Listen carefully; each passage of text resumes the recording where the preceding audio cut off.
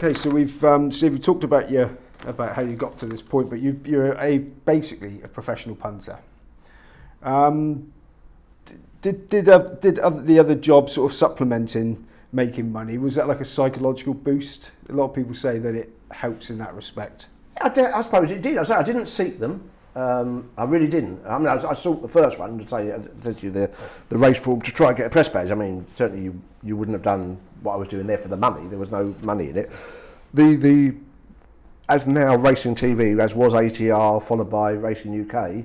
I mean, it was. I'd be a liar to say it wasn't useful. I never, despite people probably getting fed up with me, I've never actually done that many days.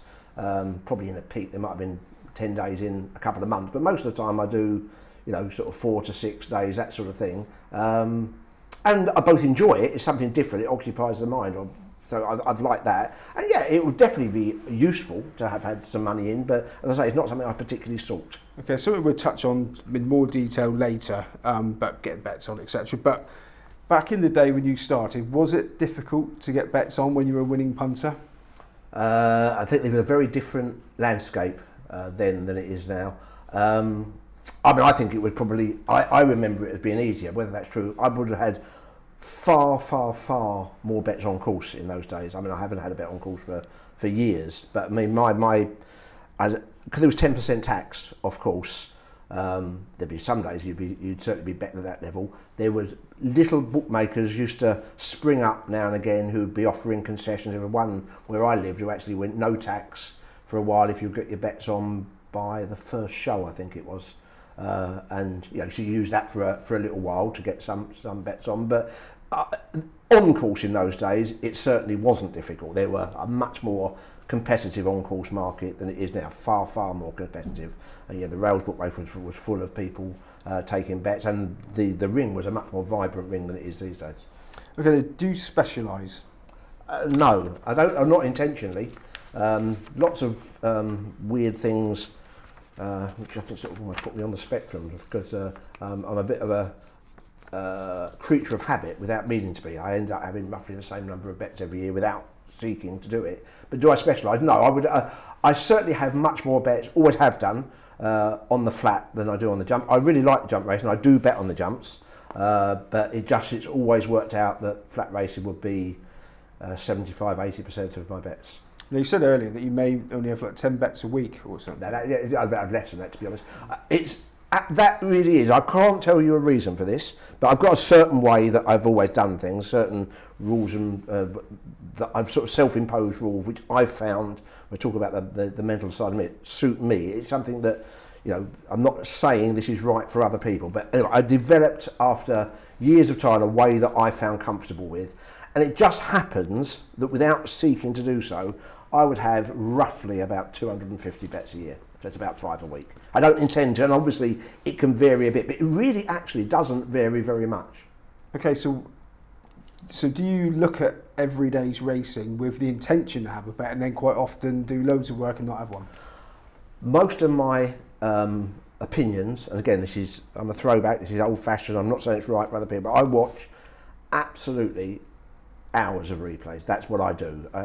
My day, every day, would start with getting up quite early, and I watch recordings of the previous day's racing, and I make copious notes. I form my own opinions on stuff, and there's all sorts of facets. Whether it be time, whether it be handicap marks, all sorts of things. But basically, it's tape watching, and I have list of horses that I'm interested in. They will be the thing. I wouldn't say I don't back them religiously, but they would get me into a race. If there's something that I've seen or some opinion I have about how something run, I would then look at that race more seriously, and that would be the wild side. So I wouldn't look at every race. I wouldn't particularly, but there'd be, some days it might be a lot of races, some days it might be a few. And after looking at the race, frequently I would decide to do nothing. But that would be my way into a race. So would you say that watching the videos is now taking the form reading out of?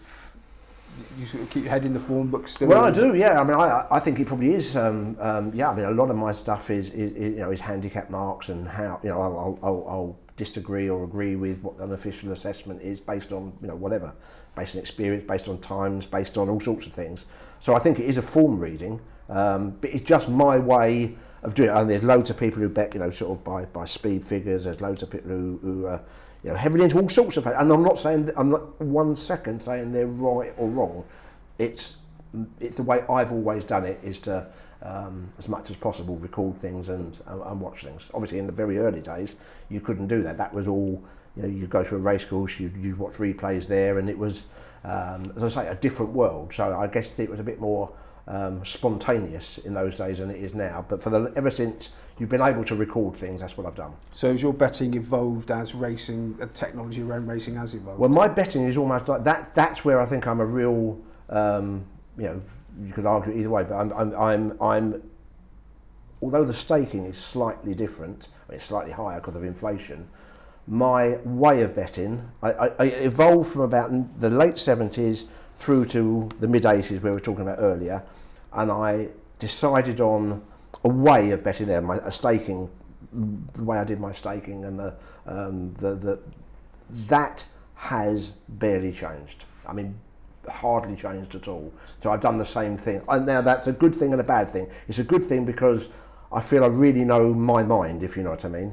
But it's a bad thing in terms of I probably don't react quickly to a changing environment. I acknowledge it's still there, but at the moment it still goes okay. So I feel happy being consistent. So can you elaborate on what you do then with your staking? Yeah, I can. Again, lots of people. A eureka moment for me was to end up not backing short. This is what something a lot of people disagree, and for a lot of people it will be wrong what I did. But I had every bet I had from the 1976 I'd recorded, and I just went through things, and I noticed, I had a feeling for a while, I noticed that the proportion of money I won or didn't win from short prices was really not very good. And it's two things. I think people often get the wrong as it. I have a rule myself. I don't bet shorter than 2 to 1. Now, there'll be people out there quite say that's ludicrous, because obviously you could get some very good value on some shorter price horse or whatever. Why have an arbitrary figure? I tell you, for me, what it does for me, I have 3 stakes, like if you like, stake A, a double stake, and a treble stake. That's basically what I do. And I think for me, if you're betting short, your stronger opinions, it's just human nature, tend to be on short price horses. They just do. It's much easier to form a strong opinion for a 5 to 4 chance than it is to form a strong opinion on a 9 to 2 chance. Logical, I'm sure you'd agree. Now, and I think that used to affect me all the way through. So most of my double stakes, if you like, would end up on short price horses. By changing it, it made me miss some winners, that's fine, and probably end up having less bets, but it also gave me a different perspective of what for me was a strong opinion. So I felt I was getting much better value for good price winners. That's a very simplistic way of putting it, but I think when people often poo-poo, I've seen it in loads of times, but you know, it's rubbish to have some, say, arbitrary price figure, and they're probably right. In terms of mathematics, I certainly can't argue it. For me and the mentality of betting, it was the most important and the best thing I've ever done. Okay, now, when you're watching the videos, what do you take the most notice of? What would draw your attention to a horse? I'd watch, sometimes I'd watch race, I wouldn't watch a big ad. For some reason, this would be, I guess, instinct, but I do it in the way that you'd race read. I take positions at various parts of a race, see where horses come from. Sometimes you'll watch a race. For example, you go back and watch it used to be called the Magnet Cup, is it still called the John Smiths at York this year, and you take that race and you look where the horses have come from. Absolutely nothing come from mid-division or further back, nothing at all. So I tried to there were clearly a pace advantage. This is what happened all the time. I'm just thinking of a particular race, and so I watched the race there from the perspective of how the horses further back had run, to see if there was anything which outrun their position. So that would be a very typical. I take positions at various times of the race and see if there's been a pace advantage. You check for times and stuff like that as well, which will back up that opinion. That's it really, but a lot of it is just I watch many races and never watch them again. You know, nothing makes an impression. So what else do you have in your armoury? Speed figures, sectionals, ratings? Not particularly. Ratings, I used to do handicapping for a long time, but I don't particularly do that. I make notes of what the official marks are, and I have horses which I've made a note that I think are better. That would be in comparison to their official mark, which is the most relative marks, clearly, because that's the one that horses are running off. I always have taken a note of times, but I don't do my own sectionals. And again, it's a very modern way of betting, and it's been very successful for a lot of people, but it's not something I've done. And do you utilise tracking sort of systems, horse trackers? No. I'm really basic. Even my notes are handwritten rather than on computer, which is also stupid, but it just is. I like the discipline of writing things down and checking, but rather than rely on, when you have these list of horses that I'm then interested in. I know the easier thing would be to put it on a computer and be, told when they're running, but with a distrust, I don't know. But I prefer physically to do these things. It's just the way I am. Like, I'm interested that you have relatively few bets, so you're obviously very selective. How many days a week? Obviously, it's how many days a week would there be no bets? And if you have a little bit of a bad run, do you find yourself putting yourself under pressure to find a bet? One thing I think I'm quite good at is temperamentally. Now, I don't actually get particularly excited one way or the other. And if I'm having a bad run, I don't change my stake. I have a way that I stake. I certainly wouldn't change anything until January the 1st the following year. I'd always do, again, something for a year, and even then I don't really change it. I tend to I don't have peaks and troughs in terms of mood. I do have the definite run where I bet 10, 11 losers in a row, definitely, and obviously you're that's disappointing, but I don't really let that get me down very much. I've had 30 odd years of doing it, and I sort of mainly feel it's probably going to come rightish. And so I'm not trying to pretend it's hundreds of thousands of pounds, but it's worked for me. Yeah, so you've got 30 odd years of experience. Have you got?